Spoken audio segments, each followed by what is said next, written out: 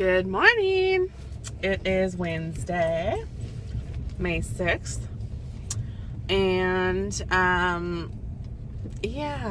so yesterday, I kind of turned it into another loading day. Did I need another loading day? No. Did I need any loading days? Not really. So, but you know what? I'm not going to sit here and dwell on it. I was really stressed out yesterday. I was mad at my husband for a stupid reason. He forgot his shoes and belt before an interview and decided to reschedule the interview. I'm like, dude, you may as well kiss that job goodbye. Like, you don't reschedule an interview. But anyways, I kind of got on to him about it, but I shouldn't have done that. And I don't know, it was just a weird day yesterday. And then my sister is really making me mad. She is like, 3 weeks ago, was like, do you want to have a garage sale? I'm like, sure, I can have that. You know, like, I can do that. I have some stuff to get rid of, you know. And so she wants to have a garage sale. She's brought over like 4 trailer loads of crap to my house in my garage. We can't even park in our garage because there's so much stuff in there. And we're supposed to have the garage sale on Thursday. Well, she decided to sell a puppy. She sells dogs too, and which is fine. But she decided to send him out it's someone like in North Carolina or something. So the puppy's gonna have to go on the plane. It's like, you know, you can tell that person you're gonna have to buy a ticket for Saturday, not for Thursday. Like, I have plans on Thursday. It's just really making me mad. So now she's not gonna do it on Thursday. Thursdays are like the best day for garage sales. So it's really making me mad. So that was the first thing. Not that you guys want to hear all this story, but I really don't have anybody else to vent to. So you're gonna hear it. So then she was supposed to come over on Sunday and help me get the garage ready. Like, I wanted to be ready for it because I have to work and stuff. And so I'm working on it for like 3 hours. I got like half of it ready. And she never comes over. And I'm like, dude, like, you're supposed to come over. And she's like, yeah, I just, you know, blah, blah, blah, I had a puppy showing. And she was supposed to come over right after the puppy showing, and she never came over. So then she was supposed to come over on Monday because I get off earlier on Mondays. I get off at like, you know, I said I'd be home by 3. Well, like by 3:30 because I had a chiropractor appointment. So I rushed to get home. And then she never comes on Monday. I'm like, this is ridiculous. So then I'm like, okay, are you coming for sure tomorrow? Which was yesterday, Tuesday. She's like, yeah. And I'm like, okay, well, Tuesday is my late day. I don't get off until 7. I'm like, but I can come right home and I can work with you until like 10. And then I have to go to sleep because I have to work, you know? She's like, okay. Never shows up. I mean, I'm just like, she said, well, she was like, I was about to come, but there's no lights on the trailer, so I guess I'll have to come tomorrow. And I'm like, okay, well, today I work all day and then I have church. So I'm like, I'm going to be gone. So, and I can't help her when I get home because I have to be at work at 6:30 tomorrow. Like, I have to go to sleep. And so, I don't know. It's just really, really frustrating. So all of that, like, you know, just kind of, I did really good at lunch. I ate my lunch, and then when I got home, I was just like, oh, so mad. So, today's a new day, and, you know, I have realized, like, for me, I just don't think I can handle sugar or carbs, like, as far as, like, even just, like, bread. Like, I just can't handle it. But especially sugar. Like, I can't. And it's so weird. Like, I've never been into sugar before until I cut it out for my life last time, you know? And now it's like I'm so sensitive to sugar that, you know, I can't stop eating it. So I think I just need to make a commitment to myself and, you know, to you guys, you're my witnesses, that I just can't eat sugar. I mean, I just cannot eat sugar anymore. Maybe someday I'll be able to handle it. You know, like, that's the hope. Like I was talking about a couple days ago, being able to go out to eat and someone gets a dessert and I just have one bite and I'll be satisfied, you know.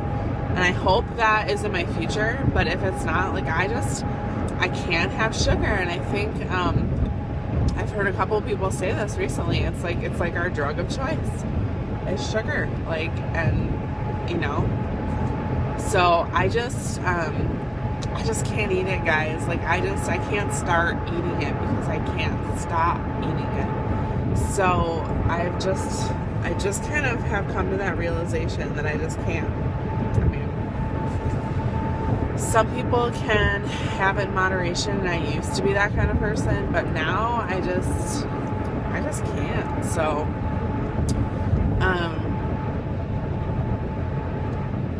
you know, I said I wanted to say a lot about like cheating and stuff, and I do. I feel like, I don't know. I feel like for me, once I start cheating on protocol, then I keep cheating, and it's just like a downward spiral, and that's why I felt like I had to just go on P3. P3 is, I mean, as long as I don't give in to sugar, is so easy for me. I love P3. As far as the eating, it's easy for me not to cheat because there's so many foods that I can eat. And yeah, it does get boring after a while, but it's not necessarily that the food choices are boring, it's that I'm getting bored and I don't feel like cooking anything or, you know, being creative. But also, I don't really want to get into all that, like, almond flour stuff right now either. Like, even, I have this really good recipe for the Red Lobster cheddar biscuits that are P3 okay, and it's with coconut flour for the most part. I think some almond flour, and they are so banging good, and they're not sweet. They don't have like a sweetener in them or anything like that. But even then, it's like I just want to stick to, like, you know, like, I think that's real food because it is coconut flour. It's not like, you know, but you don't find coconut flour in nature, you know what I mean? So I just want to stick to like whole foods and things like that. But I do get sick of it after a while, and then, like I said, it's not the food's fault. It's my fault, you know, because I could get really creative and I don't. So, you know, with cheating, it's just, especially on P2, if I start cheating, I keep cheating, and it's just not good. And I just don't want to be that kind of person. And I think it's funny because we all kind of talked about like that being that all or nothing kind of person at once, and then now we're kind of all talking about cheating. And it's just kind of interesting how we're kind of like all on the same wavelength somehow. I don't know what the deal is, but so back on P2 today, I'm gonna do 100% pop. And, you know, I'm doing the drops that the same brand that I've always done for drops.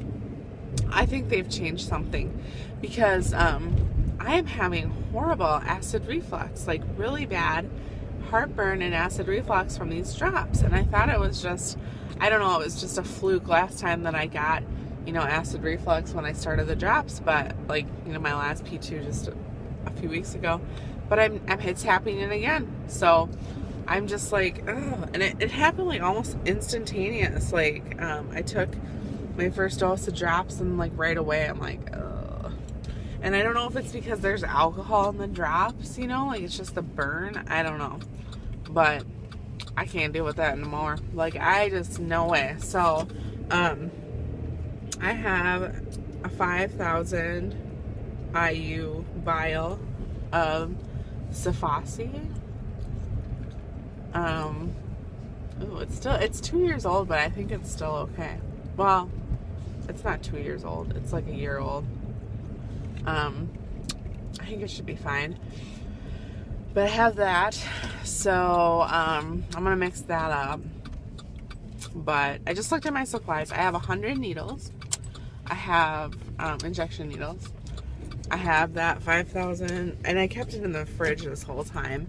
And so I have that. I have 2 mixing needles, but they're really small. Like, I don't even know where I got those. My sister used to work at oral surgery, and she got me some syringes and stuff. So maybe she got them for me. She got me some big ones though, so I don't know. Something, I got those. And then, so I'm probably gonna order a big mixing syringe because I don't really feel comfortable. I usually do 2,000 IUs,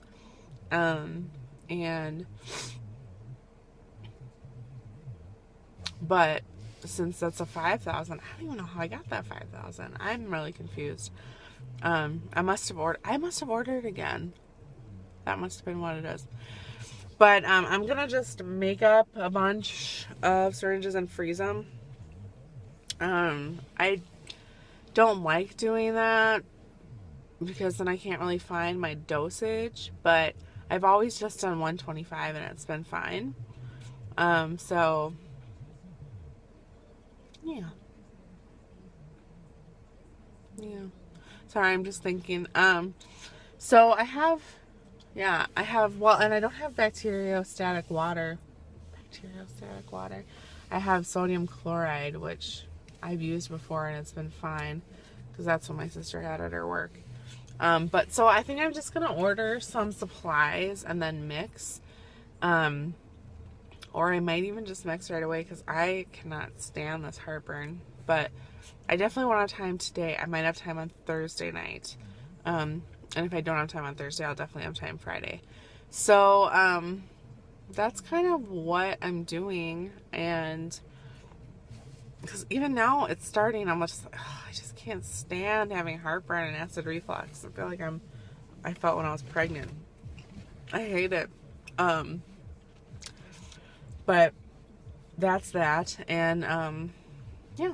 So, just everybody try. Let's not cheat today.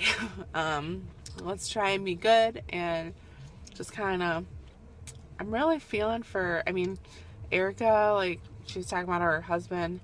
It sounds like he's a really great guy, but just doesn't support her in this area in her life. And, my husband definitely supports me, He's just, my husband's one of a kind. He's just a really, really great guy. For the most part. And he supports me, which sometimes I'm like, why do you support me? I just get mad. You know how us women are.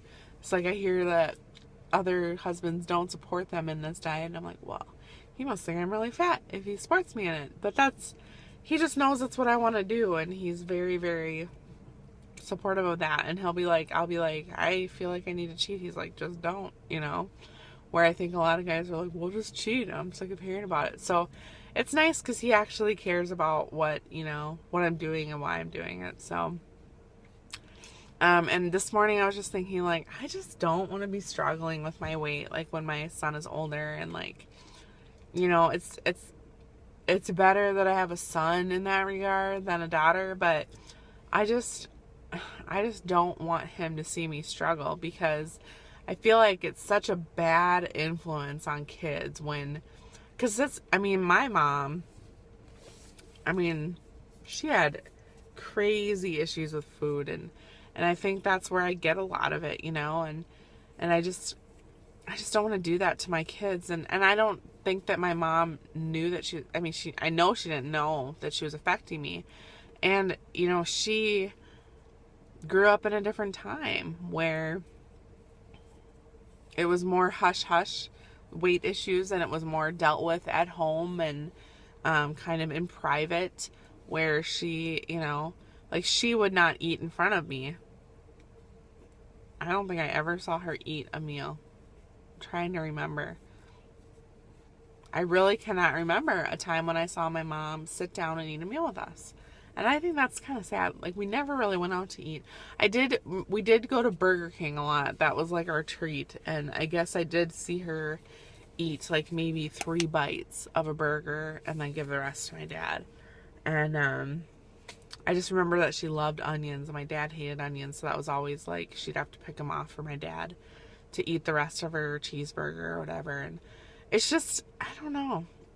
She's just really, really weird with food, and I just don't want my children to see that. So, I'll talk more on that later because I'm almost at 15 minutes, but I love you guys and have a good day. Bye.